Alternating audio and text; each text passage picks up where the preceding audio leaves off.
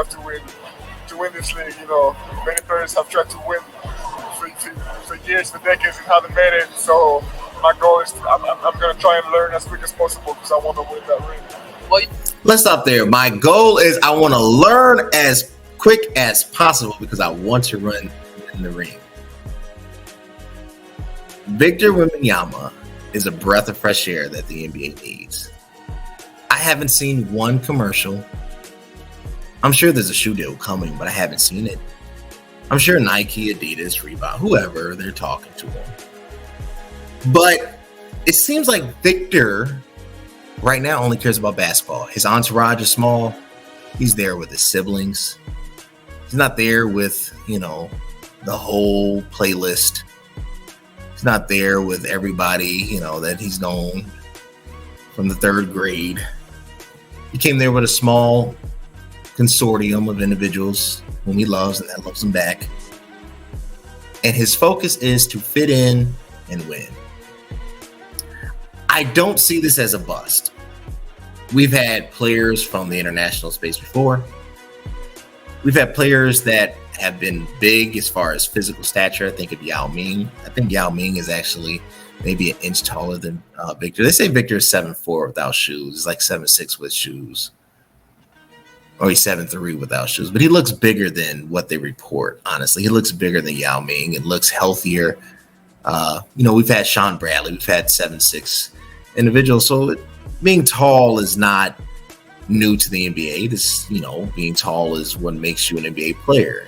Most NBA players, I think the average height is 6'6" in the NBA. So height is part of the game. It's a skill set. But when you look at his game, it's not overly dynamic, but it's smooth. It's fundamentally sound. He can dribble, he can shoot, he can back down. He's long, he plays defense, he's aggressive, he's not injury prone. He's literally someone that with the right coach, the right culture, the right training program, and the right nutrition, you could be looking at the next world champion.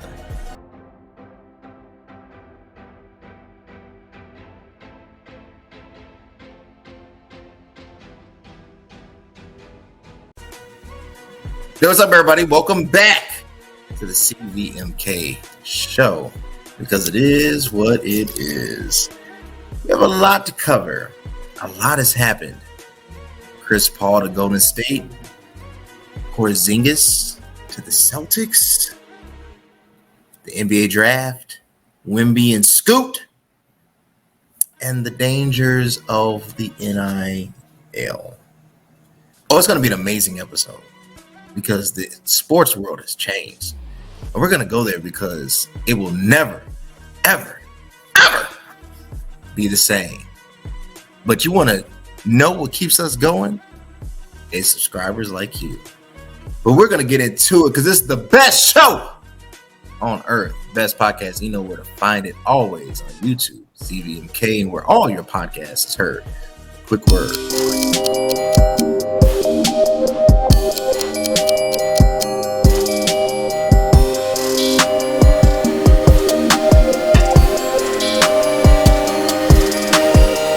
Waiting to be unleashed. All it takes is just that one last push. Activate the hero within with CVMK Global Supplements. All natural, steroid-free, designed to enhance performance, build muscle, and increase energy. You are unstoppable. You can do this. Become your own hero at www.cvmkglobal.store. All right, y'all, www.cvmkglobal.store, where your best proteins, pre-workouts, creatines are. Look, get super thick. I want you to grow in all the right places. Let's get into it on the CVMK show. All right, let's start it off with Chris Paul to Golden State.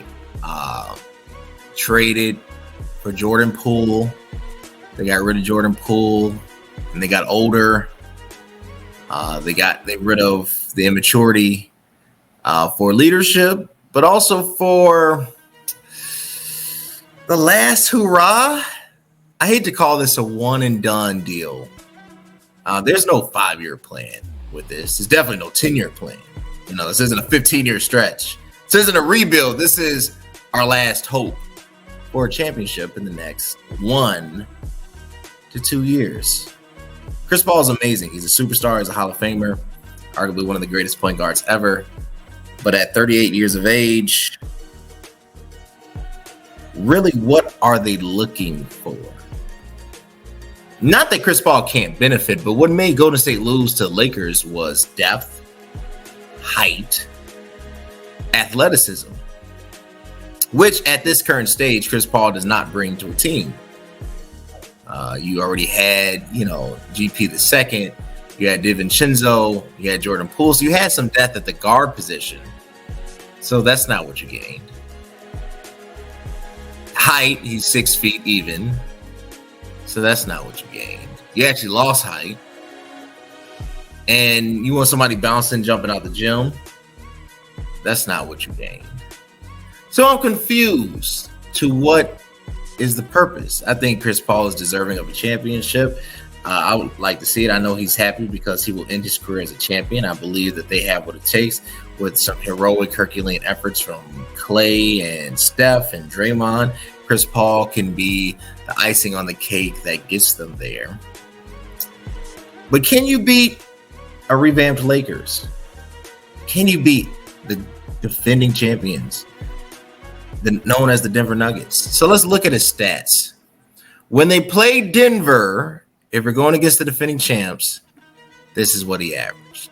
28 and a half minutes, only played 2 games, both resulting in a loss. Shot 43% from the field, which isn't bad. Only 20% from three-pointers.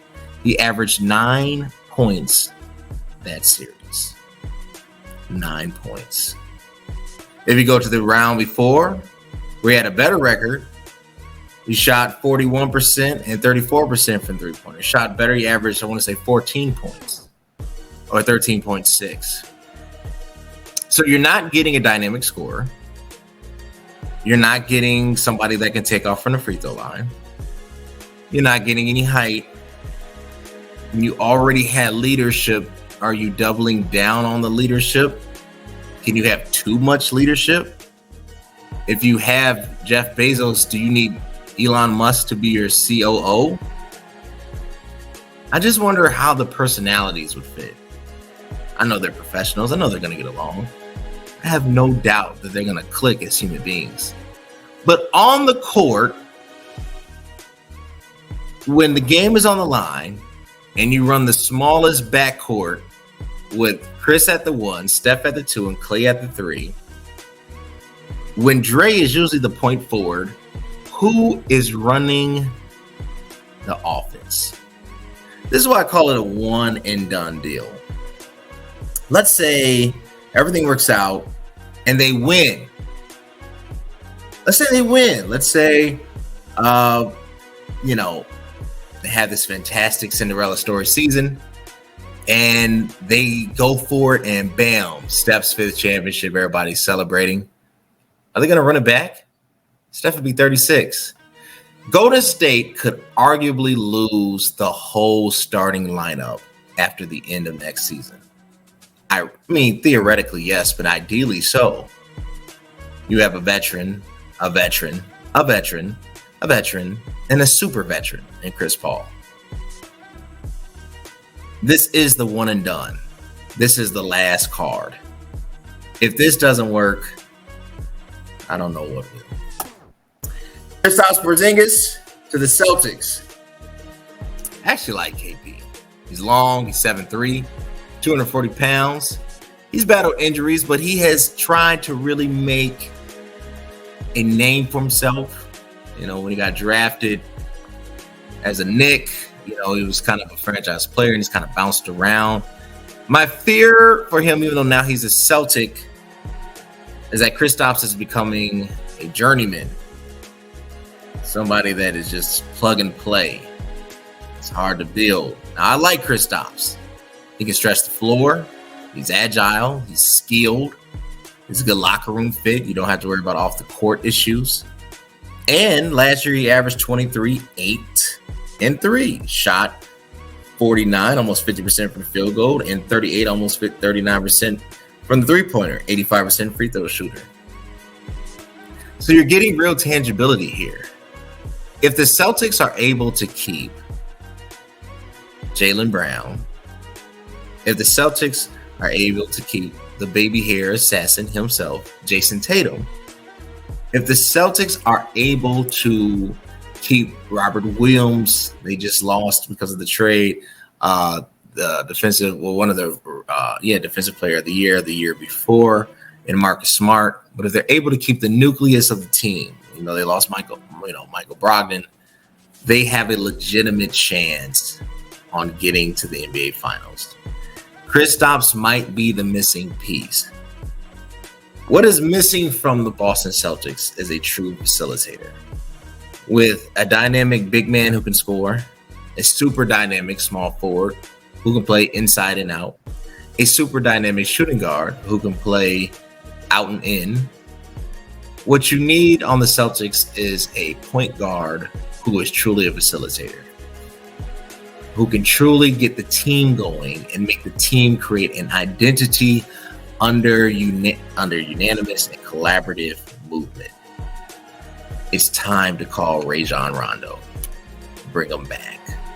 You need a pure passer, a point guard that's not looking to score. It's not looking to shoot 10 threes a game. It's looking to put the ball in the hands of the scorers, because now you have 3 scoring options. A point guard that is tough-nosed defender, point guard that will be durable and be accessible, and it's time to get a true facilitator. The question is, who are these point guards? In a league where point guards are paid to perform, to put up points, to be scorers first, passers second, can you truly get a point guard like that? Can you truly get a facilitator, a team leader that can average less than 15 points but have over 15 assists? They're out there, the Ricky Rubios of the world. You have point guards that have come through with that skill set. But will Boston focus on that? Boston has made it to the Eastern Conference Finals and solidified themselves for another run at it.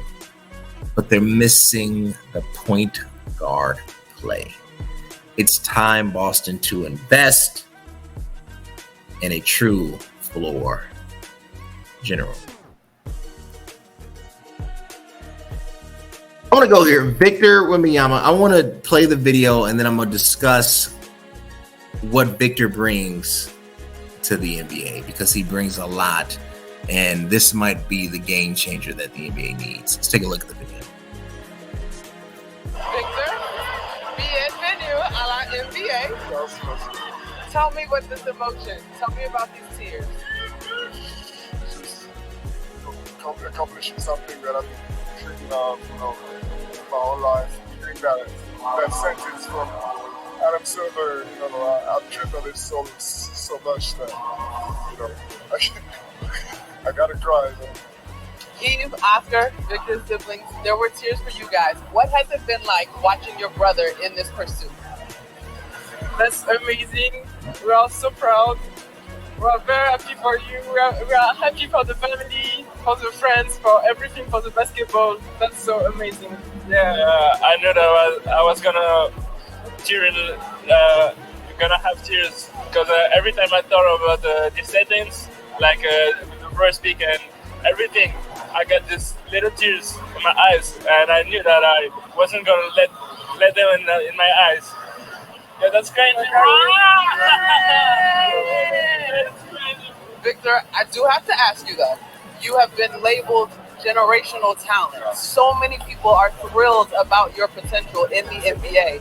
And you have said that you don't feel pressure because it's just basketball. How do you begin to leave your mark on this league? It's a tough thing. It's tough to win this league. Many players have tried to win for years, for decades, and haven't made it. So my goal is I'm going to try and learn as quick as possible, because I want to win that ring. Well, Let's stop there. My goal is I want to learn as quick as possible, because I want to run in the ring. Victor Wembanyama is a breath of fresh air that the NBA needs. I haven't seen one commercial. I'm sure there's a shoe deal coming, but I haven't seen it. I'm sure Nike, Adidas, Reebok, whoever, they're talking to him. But it seems like Victor right now only cares about basketball. His entourage is small. He's there with his siblings. He's not there with, the whole playlist. He's not there with everybody, that he's known from the third grade. He came there with a small consortium of individuals whom he loves and that loves him back. And his focus is to fit in and win. I don't see this as a bust. We've had players from the international space before. We've had players that have been big as far as physical stature. I think of Yao Ming. I think Yao Ming is actually maybe an inch taller than Victor. They say Victor is 7'4" without shoes. He's like 7'6" with shoes. Or he's 7'3" without shoes. But he looks bigger than what they report, honestly. He looks bigger than Yao Ming. It looks healthier. We've had Sean Bradley. We've had 7'6" individuals. So being tall is not new to the NBA. This, being tall is what makes you an NBA player. Most NBA players, I think the average height is 6'6" in the NBA. So height is part of the game. It's a skill set. But when you look at his game, it's not overly dynamic, but it's smooth. It's fundamentally sound. He can dribble, he can shoot, he can back down. He's long, he plays defense, he's aggressive, he's not injury prone. He's literally someone that with the right coach, the right culture, the right training program, and the right nutrition, you could be looking at the next world champion. Someone who's bigger than everybody in the league, who's more athletically gifted than everybody in the league, who has a personality that is charming or more charming than everybody in the league, who is an instant draw. You might be looking at the player who breaks the 100-point scoring record, because he can shoot, he can rebound, he can play down low, he can do mid-ranges, he can dribble, and there's really nothing you can do with him. If Victor added 20 pounds of muscle this offseason, or 30 pounds, if Victor got faster, more aggressive, and with the training of Greg Popovich, Victor gets a supporting cast that is all in, what can you do with the San Antonio Spurs? Bust? I do not think so. Game evolver, that's what he is, and a culture shifter. It is no doubt that the NBA has been looking for athletes outside of the cultural stigma of Americanism. They want athletes that are purely athletes. Right or wrong, you might agree or disagree with it. But like any organization, like any business, there's always a level of control they want to exact. They don't want their athletes doing certain things, having certain views. They just want them to stick to the main thing. I'm not necessarily a proponent of that. I believe in the platform, believe in having a voice. I don't believe in shutting up and just dribble. But I do think sometimes we go so far left, we forget to keep the main thing that you have to win. I've always said Muhammad Ali is great. What he stood for and his beliefs and his religious belief and values was phenomenal. But if he was never a champion, if he was just an average boxer, his story would have never been told. Your stance is validated by your greatness. That's what creates the controversy. Victor is a culture shifter. He's shifting it back to the fact that owners want players like Victor. They don't want players on the ground.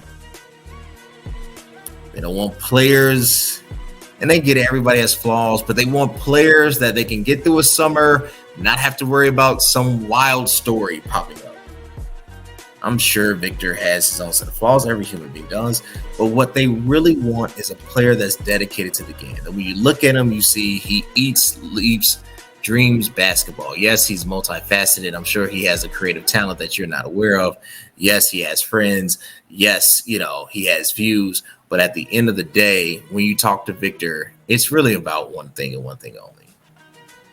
Victor is the future of the NBA.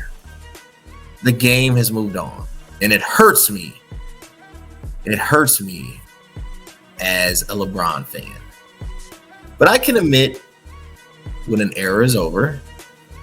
I can admit when the legacy is finalizing its last few pages. And even though I would love to see LBJ get 5, 6, and 7, if it doesn't happen, he's still cemented to me.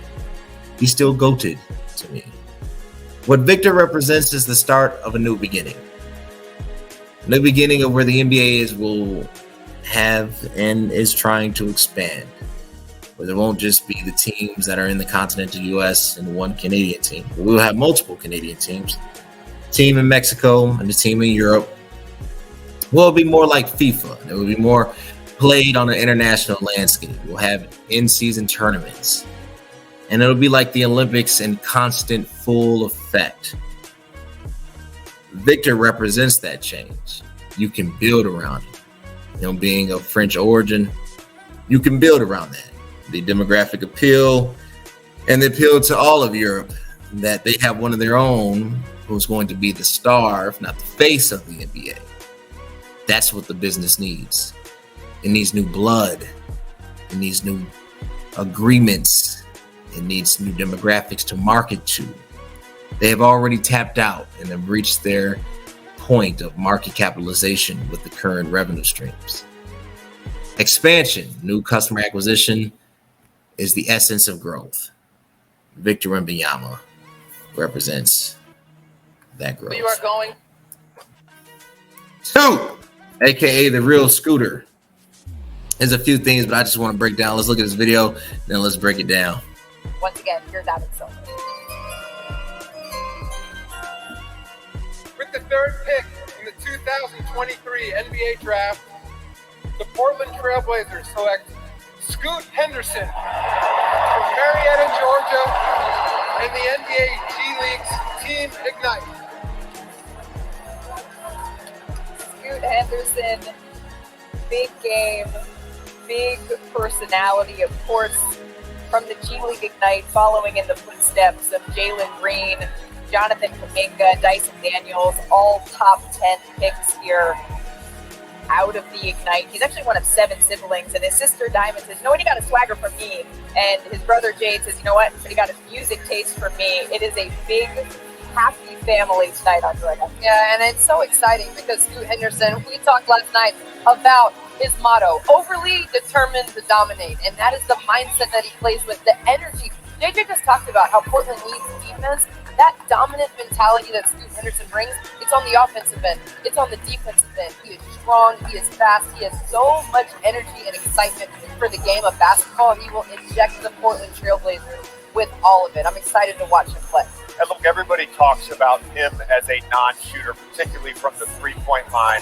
The reality is, with his athleticism and physical profile, he doesn't necessarily need to ever become a great three-point shooter. Think about prime Derrick Rose, Ja Morant, Russell Westbrook, 3 of the greatest guards of this generation.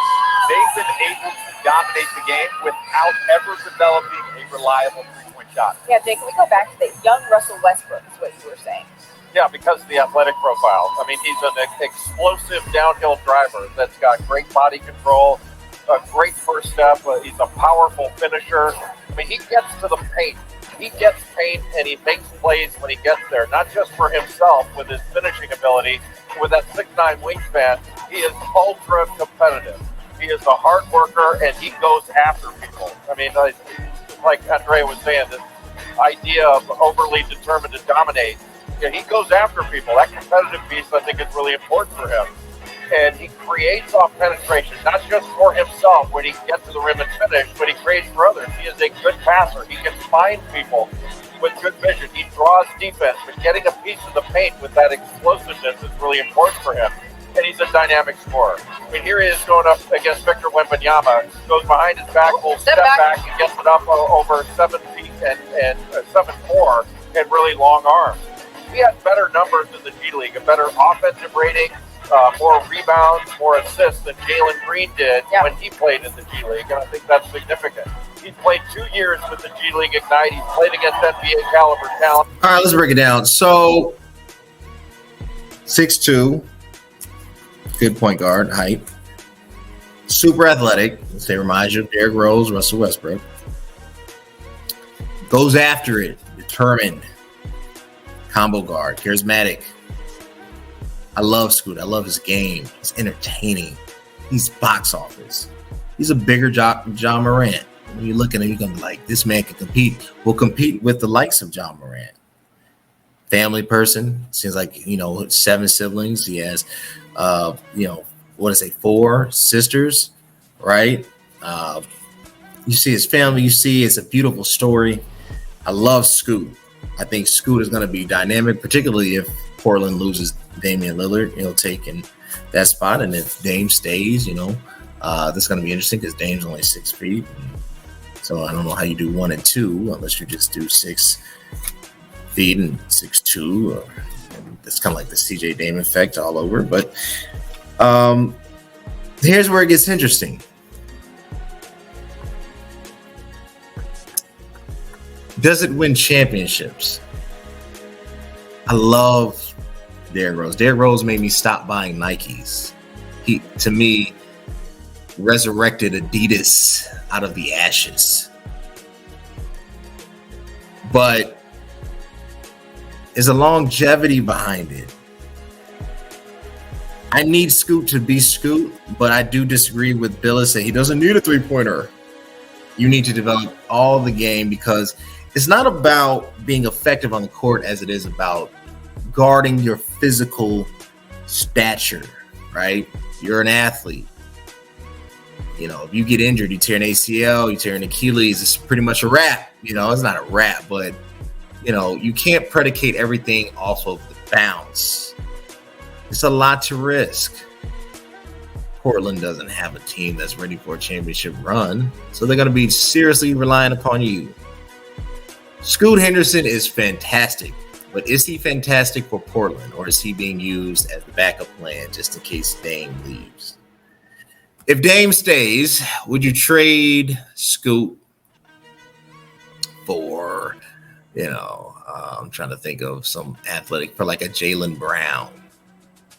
Because as I mentioned earlier in the segment, Boston needs a point guard. Would you trade him to the Lakers? They have obviously, point guard issues.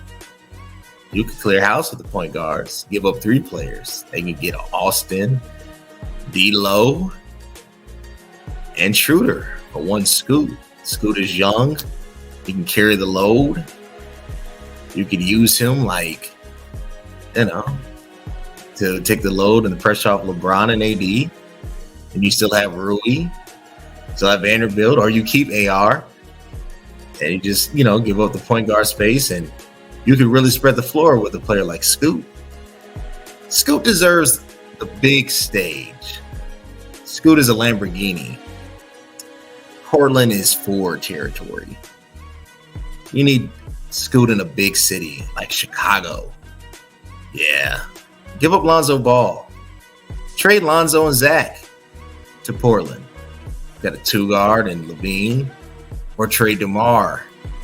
Trade guy from Duke. Oh my gosh, can't even think of the little pro. You can trade Io. Portland would get more depth. They'd get more athleticism. But you'd have Scoot in Chicago. Scoot was made for Chicago. He was made for the big stage. If I'm Scoot's agent, I'm calling around and saying, hey, look, a 6-foot guard, point guard, and a 6'2" shooting guard is not going to win anything. Let's switch it up. Either Dame goes or I go. Chicago would love to have Scoot. LA would love to have Scoot. New York Knicks, well, they have Brunson. But Brooklyn Nets, there's a lot of teams out there in the big stage that would love a Scoot Henderson. So I'm calling him the real Scooter. Scoot is dynamic. He is box office, but he needs the right setup. For combo guard who is extremely physically gifted and charismatic and doggish and just a brute force, he has to be on a big enough runway to take off. Unfortunately, Portland is not it.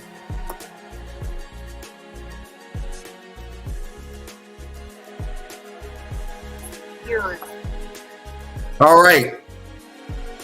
The NIL. Name, image, and likeness.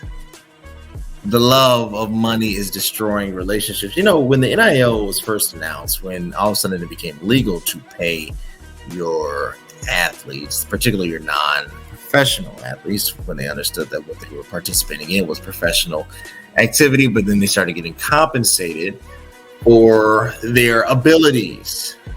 I applauded it. I welcomed it. I said it's about time that these kids could profit off of their own efforts. But like anything pure, it can become perverted really, really, really fast. Ran into this interesting segment on the Arenas podcast, Gilbert Arenas podcast, one of my favorite podcasts. Talks about pimping out kids, that this NIL deal is creating toxicity because there's a lot of influencers, naysayers when it comes to this. Because think about it. 16 years old, 17-year-old, and you have now $1 million, and you're not even old enough to open up a bank account by yourself. In some cases, you can't enter and get a loan without parental signage. Who's really in your ear? So let's watch this video. Let's break it down. Yeah, this is the one thing about NIL deals that I don't. Parents, it's got to think about it. You don't have your own bank account, right? You don't have a financial advisor. So any company that's coming, they can have advisors now, though. Yeah, but listen, parents, right? So any deal that's coming your way, parents has talked about this with whoever. So it's never in your best interest. It might not be in your, like the overtime league or whatever. Like the kids are not making the decisions. It's the parents. Like you're going $200,000-300,000 at a kid. Of course, that parents are like, what does that mean? Because this is bills. I can pay off debt. I can pay off student loans with it. So how is that any different on the overtime thing where, hey, come to Arizona, we'll give you that 300, you can live 55, some of the 7 wonders of the world, and I get that Arizona. My parents don't know. You know what I mean? Like, my parents don't have access to that. Let's break that down. I disagree and I agree. Here's why I disagree, because you're assuming that the parent does not have the best interest of the child. I think that most parents are good-hearted, are tender-hearted. I think that most parents have a true love and a care for their child, for their children, and they would do anything to protect them. Parents, by nature, should have the best interest for their children. Do I think that they will make the smartest decision? Because most of the time parents don't have the education or the wherewithal, and this might be just a new arena, right? And when all this money is being thrown, how can you make the right decision? Who do you listen to, right? I think parents kind of get placed in this trap of, well, they said they'll take care of my child, they said they'll take care of my son or my daughter, they're offering to pay me, to pay my child $200,000 just to wear these sneakers. You don't know any better. The child obviously gets well compensated, and they're the richest kid in their high school as far as income generation, and obviously a percentage of it goes to you. And I'm sure because you have to legally sign off on deals, there's temptation to receive a certain percentage of their deals for a lifetime or for an extended period of time, with or without the child's knowledge. Obviously, I think a good parent would discuss that and make it their agenda so that, things could go forward, that there can be, amicable relationships, and that there isn't confusion. However, money can complicate things, and especially this vast of money. And I think if you watch the rest of the segment, he talks about some of the hiccups, particularly in the African American community. When you come from an impoverished community, if you make it out, automatically your role becomes to uplift what you came from. The problem is $1 million doesn't stretch that far, right? You might be able to uplift 1, 2, 3 people for a short amount of time, But the 10, 12, everybody coming aboard is where you run into problems really, really quickly. Gilbert Arenas is stressing that, and Brandon Jennings goes on how even he had family quarrels. There was contention when he signed. He ended up not going to college, signed a deal with Adidas, played a year overseas, and then got drafted by the Milwaukee Bucks. He said he had $1 million in his deal with not Adidas, with Under Armour, played in Rome, then came back, right? So, imagine you're 18 and you get the bag, and, everybody has an opinion on how the bag should be spent. The efficacy of the bag, what is really pertaining to your financial makeup. And you really need sound people around you. I believe that you as a parent should place your child in a position to benefit regardless of if you ever receive acknowledgement or recompense for your efforts. The child should be aware of the sacrifices that were made so that individual could enjoy the successes that they now partake in, and therefore replenish the environment. Replenish doesn't mean enable. Replenish doesn't mean, if I got 100 million, you got 100 million. But it does mean that you won't ever have to suffer. And I think it's just more of a code of conduct and really the language of love. I think what's happening is it's hard to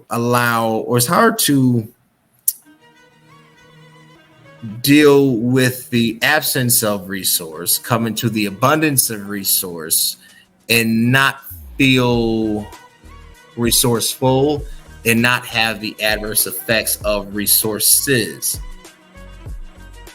And the contention that flares up is, I birthed you into this world. The contention is you should and you must, but how do you go about doing that? And what I really think it's more of an issue is I really think everybody's just living beyond their means. And instead of buying the Lamborghinis and the mansions, maybe you just get a couple $100,000 home and everybody lives in, and everybody, some people have to share bedrooms, but everybody has a roof over their head. Everybody has food on the table. And now the ecosystem can go forward, and nobody's at great expense or at great sacrifice. And the only thing you're sacrificing is privacy. And with the money that you accumulate, you can afford vacations and trips to afford and create that level of privacy that you want. So it really is a lesson on the need for money, or I would say the need for educational and family relationships being healed, the trauma that is produced because of the current situations, and then going into an area that is unfamiliar and how to navigate unfamiliarity. That is the talk track there. But I don't think Gilbert is right as far as allowing, a 16-year-old to make these type of decisions, 17-year-old. But I do believe you have to be cautious and proceed with caution. And there has to be a very intellectual discussion that happens when you arrive in these arenas. Look, I want to cover a few things, but as I said, you got to pay some bills. Quick word from our sponsors. Hey, what's up? It's CVMK33. Look, I want you to subscribe, hit the notification bell, subscribe here, everywhere, so you can get the latest and greatest of this podcast content. Stay tuned. All right, y'all, subscribe. YouTube, CVMK. Instagram, it is what it is _show. CVMK _global. CVMK33. You get the hint. www.cvmkglobal.store. So we look at the Chris Paul trade. What is it? What is it not? It is not the answer to the NBA, but it might be Chris Paul's answer to his own legacy. It might be Steph and Klay's answer to the one more ring. But it is a short-term solution. Max shelf life, is 3 years. Average shelf life is 2. Realistic shelf life is 1 year. It is a one and done situation. Hopefully they can get it done. Porzingis to the Celtics. Kristaps, this is, I would say, the last opportunity for truth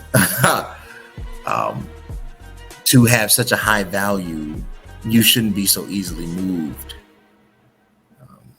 I hope it goes well. I want it to go well so that you can prosper. The Celtics, to me, have made the right decision, but not the only decision that needs to be made. And there's still, to me, really one point guard away from being fully immersed, fully, ingratiated into the hunt for the championship. Wemby is going to change the way the NBA conducts business.